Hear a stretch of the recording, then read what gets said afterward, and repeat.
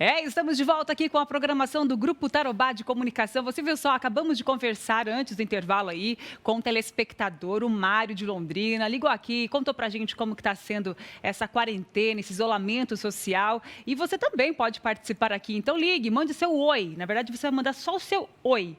Oi no 3315-1313, que eu vou ligar para você. Nós vamos bater um papo ao vivo aqui no programa, tá bom? E que tal preparar um bolinho integral para o seu café da tarde, hein? Uma boa ideia, né? Então já pega papel e caneta aí e anota essa receita simples e prática do nutricionista Felipe Matos. Confere aqui. Culinária. Oferecimento Moinho Arapongas. Escolhemos a qualidade, você também. Olá, bom dia. Meu nome é Felipe, sou nutricionista e proprietário da Natural Fit. Eu vim aqui trazer para vocês uma receitinha muito fácil e prática para fazer nesse momento que nós estamos em casa, tá? Eu tenho aqui os ingredientes. Eu tô com são 3 ovos, 1,5 xícara de leite, 1 xícara de óleo de canola, mel a gosto, 3 bananas médias, 1 xícara de farinha integral, canela, 1 colher de sopa de fermento em pó e 1 xícara de aveia em flocos finos. Eu já vou começar misturando a aveia em flocos finos aqui no bowl, o fermento e a canela a gosto, tá? Eu vou colocar só um pouquinho, não vou colocar muito não. E aqui eu já vou misturar, tá? Esses 3. Dá para perceber que já sumiu, já ficou mais homogêneo esses 3. Então agora eu vou reservar aqui no canto e vou colocar todos esses ingredientes aqui para bater no liquidificador, tá? Então vou colocar os 3 ovos e para adoçar, essa receita não vai açúcar, eu vou colocar aqui o mel também para bater.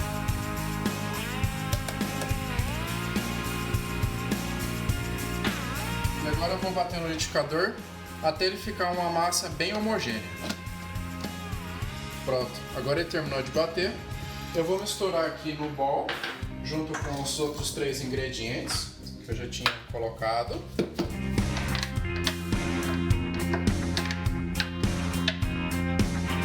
Depois que você percebeu que a massa está bem homogênea, você vai colocar numa forma, tá? Eu coloquei aqui, vou usar uma forma daquelas de pudim. Eu untei ela com farinha integral. Você vai colocar direto na forma e vai colocar no forno por 40 minutos a 200 graus. Pode ver como ele ficou bem douradinho e ele está pronto, bem prático, rápido e saudável. Tá aí mais uma dica de bolo integral no seu lanche em casa. Que delícia, hein? Então aproveite essa receita aí, prepare um café gostoso da tarde para você, tá bom?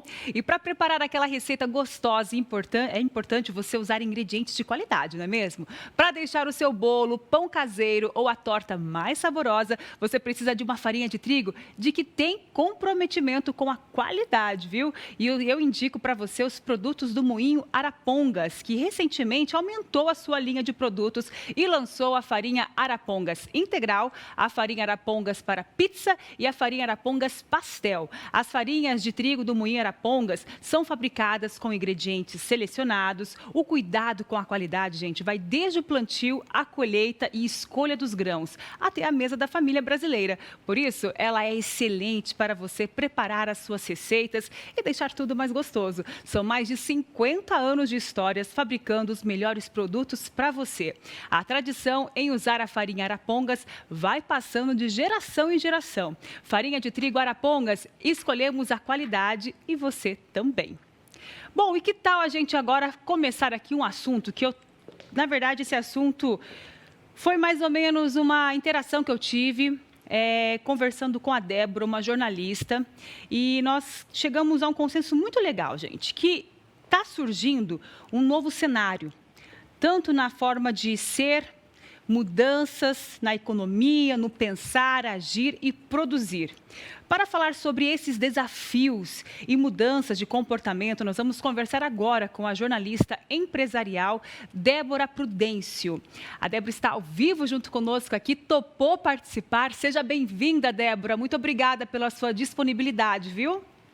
Oi, Maica. Olá, pessoal do Vitrine, tudo bem? Eu que agradeço a oportunidade de a gente levar essa mensagem de esperança, de novidade e de muito crescimento para o mundo, né? Para a nossa sociedade. É como eu disse, né, Débora? O mundo está se transformando, mudanças acontecendo. Qual que é a sua visão para este novo despertar da humanidade? Então, esse despertar, Maica, ele vem já acontecendo há algum tempo. O que eu percebo é que a gente estava tão acelerado que nós não estávamos, como diz os mais antigos, a gente não estava dando reparo no que estava acontecendo. Já faz mais ou menos uns 2 anos que eu tenho sentido e visualizado esse cenário por conta da mudança de comportamento das novas gerações. O que eu não sabia é que essas mudanças iriam acontecer em um momento tão crítico, né, a ponto de fazer as pessoas se despertar. Por que eu falo que isso vem acontecendo? Vamos pegar o cenário mesmo econômico, né? A gente vive aí essa guerra de China e Estados Unidos.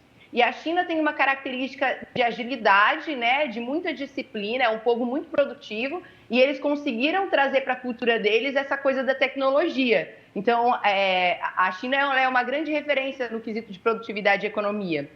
E dita tendências agora.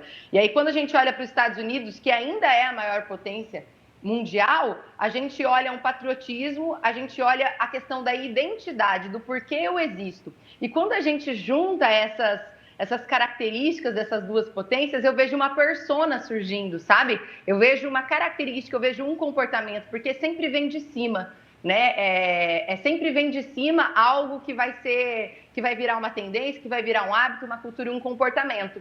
Então, a gente já vê alguns especialistas falando, né? E a gente vem também já observando resultados muito bons da cultura da China enquanto produtividade e economia e os Estados Unidos com o seu legado. Fora isso, a gente também vê essa ascensão da nova geração, esse anseio da nova geração. Eles nascem com o celular na mão, de fato, né? E isso é espantoso, porque é engraçado, até o jeito de se alfabetizar, por exemplo, uma criança mudou muito. A criança nem é alfabetizada, ela nem passou pela escola ainda, às vezes ela não sabe escrever nem o nome dela, e ela já sabe digitar no YouTube, por exemplo, o que ela quer assistir. E essa criança é o nosso cliente futuro. E não tão futuro assim. Essa criança já influencia no poder de compra do pai e da mãe. Então, quando a gente fala de coronavírus e tudo mais, a gente fala da coronacrise, até um ato de omissão, quando a gente olha para a gestão, um gestor falar, por exemplo, eu não sabia que isso ia acontecer. Sim, isso ia acontecer, é só você olhar, inclusive, para dentro da sua casa, o comportamento dos seus filhos, sabe? Então, é um trabalho muito mais de sensibilidade, de perceber o que está acontecendo em volta. A Débora, gente, ela tem uma especialização em gestão de pessoas. Por isso que eu convidei ela para bater esse papo aqui, para ela contar para a gente como que essa experiência, de que maneira que ela está vendo, né, na empresa que ela trabalha, o futuro desta relação de empresa e o trabalho. Como que fica, Débora? Como que você está enxergando isso? Como eu disse, a gente tem aí o consumidor do futuro, né? Quando a gente fala em termos econômicos, o porquê das empresas existirem, né? As escolas de administração já falam, a empresa existe para dar lucro, mas a empresa precisa de pessoas, e pessoas vivem por um propósito, né? Por uma identidade. E aí vem o X da questão. A gente olha para esse consumidor, ele com novos anseios, novas vontades, e agora ele foi para dentro da casa dele, sabe, Maica? Ele foi conviver com o filho dele, que talvez ele não reparasse muito no comportamento. Ele não voltou para a casa dele como ele voltava antes, ele voltou tendo que realmente conviver com as pessoas e ele teve que aprender com a nova geração a manusear a tecnologia. Então, a gente vê uma convergência de geração muito forte. Esse consumidor, ele está também querendo as coisas na porta dele. Ele viu que é possível, através de um aplicativo, o produto chegar na porta da casa dele. Então, assim, ele não vai sair da casa dele mais como antes. As pessoas não vão sair mais das suas casas só para comprar, elas querem uma experiência. E como elas estão numa fase de desconstrução, e quando você se desconstrói, fica muito mais fácil você se abrir para o aprendizado, é isso que ele vai buscar também quando ele sair para comprar. Eu preciso falar isso para a gente entrar agora na questão das empresas. De um lado eu tenho a empresa, eu tenho os objetivos, eu tenho as metas que vai atender e que vai entregar para esse consumidor. E de outro lado eu tenho as pessoas que vão me ajudar nisso. Então a gente está falando de gestão, que é processo, e pessoas. O processo, como eu trabalhava antes dentro da empresa, a gente viu que até então não era uma cultura ao home office no Brasil, né? Os especialistas vêm falando bastante disso, não só como redução de custo, mas como otimização de trabalho, das entregas, porque você já não mais vai trabalhar pelas horas, você vai trabalhar pelo resultado, pelo que você entrega. Essa é a grande sacada aí do home office.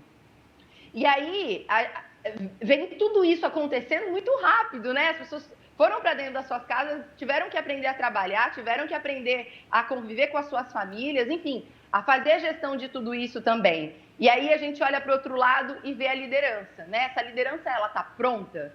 Ela está pronta para lidar com uma equipe remota? Uma equipe que é de longe? Porque uma coisa é eu ter a minha equipe aqui, que eu estou vendo o que cada um está fazendo.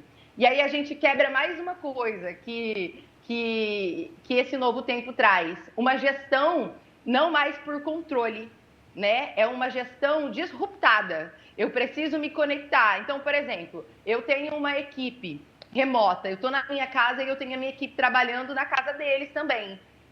Eu não estou vendo o que eles estão fazendo. Isso não quer dizer que eu tenho que ter controle, que eu tenho que ter conexão.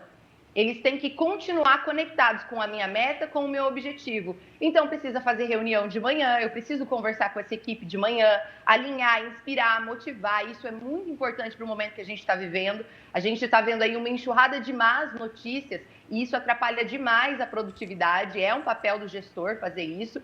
E usar as tecnologias ali no dia a dia, assim, sabe? Para continuar essa interatividade, para continuar respondendo as dúvidas, as questões, animar o time e, principalmente, uma comunicação muito clara, porque aí a gente vê uma perca de energia muito grande, que é um momento de conflito, um momento de crise, o próprio nome já fala, momento de conflito, a falta de comunicação ou os ruídos na comunicação são vários. Então, a comunicação tem que ser muito objetiva, muito clara, para o time não dispersar tempo e energia resolvendo problemas, ao invés de fato produzir em torno daquela meta, daquele objetivo. Então, isso é algo que provavelmente vai permanecer.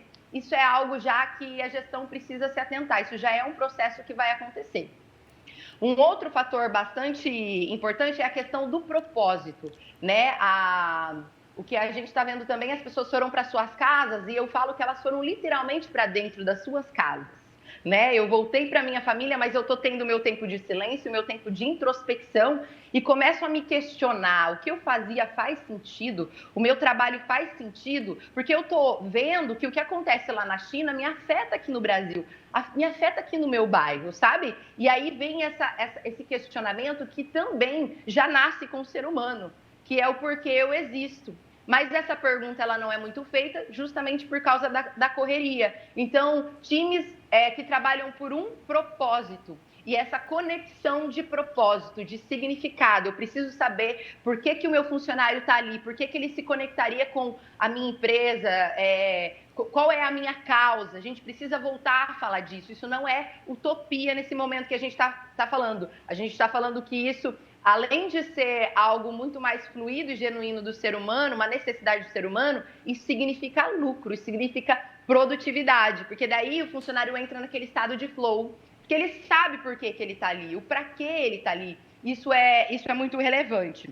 Isso é muito Débora, bacana. só para te falar uma coisa que a gente conversou, um assunto, só para a gente encerrar, você comentou sobre essa nova questão da gente trabalhar em casa, um despertar para isso também, principalmente para a questão das mulheres que estavam completamente na atividade do dia a dia, do trabalho, sem estar dentro de casa, na distância dos filhos. Então, isso também cria esse novo cenário, né?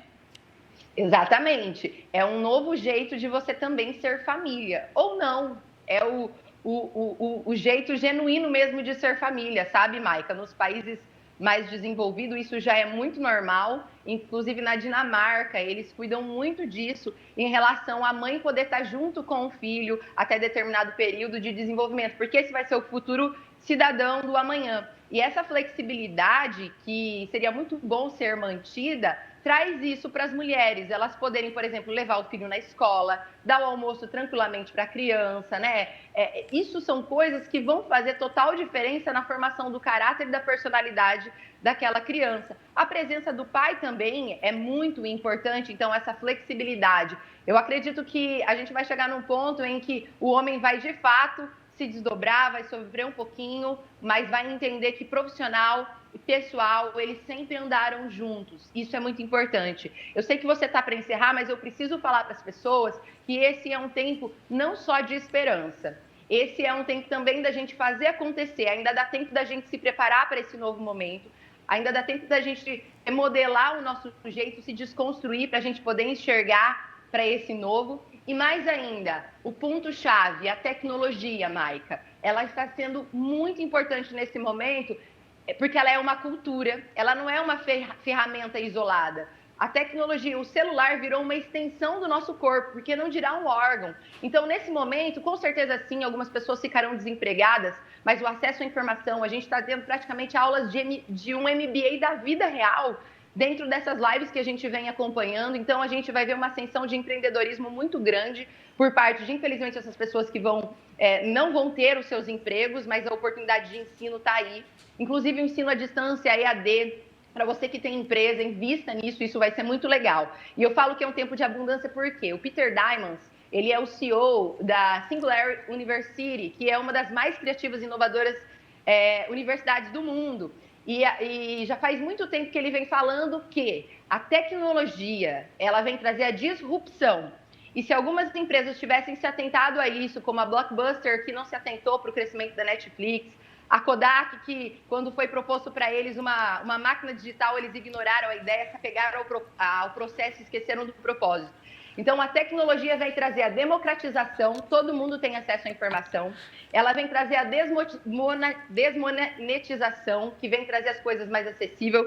A gente vê o Airbnb, né, que ele promove viagens sem ser uma agência de viagens, promove hotéis sem ter nenhum hotel. É aquilo, né, Débora? Acho que é uma mudança sempre para melhor para todos nós. Por isso que eu sempre falo que tem que ver o lado positivo das coisas. E a Débora trouxe muitas informações a respeito dessa nova era, desse novo momento que todos nós estamos vivendo, tanto na questão empresarial quanto de vida também. Débora, você tem um conteúdo imenso. Muito obrigada pela sua participação. Estaremos conversando em outros momentos também. E muito obrigada, tá bom? Pelo seu conteúdo, pela sua contribuição aqui na nossa tarde, tá? Muito obrigada, Maica. Um beijo para você. Um beijo. Querida, valeu, viu, gente? É isso mesmo, né? Muitas informações, o mundo hoje conectados, né? E aí fica a dica da Débora, ela é especializada em gestão de pessoas e pode dar muita informação pra gente. Estarei conversando com ela novamente aqui. E hoje, às 19 horas, gente, tem live com a dupla Cássio e Marcos no perfil do Instagram da Tarobá FM 101.7. Aproveita essa quarentena para curtir com a gente e se distrair um pouco, viu? A Sarinha vai estar lá no comando da live. Ela vai esperar você, então, às 19 horas no Insta da 101.7, a nossa rádio Tarobá FM, tá bom? E agora vamos conferir mais um vídeo que recebemos falando sobre a importância da positividade neste momento. Confira aqui comigo. Oi, pessoal. O coronavírus não tem cura, não tem remédio, não tem vacina. A única coisa que qualquer cidadão da face da Terra pode fazer, seja rico, seja pobre, seja o que for, é evitar que a doença se espalhe ficando em casa, não circulando. Então, cuide-se. Cuide dos seus pais, dos seus avós, dos seus filhos, cuide dos seus vizinhos. Fique em casa. Raí, muito obrigada pela sua contribuição também aqui no nosso programa. A gente vai para um rápido intervalo, eu volto já já, não saia daí.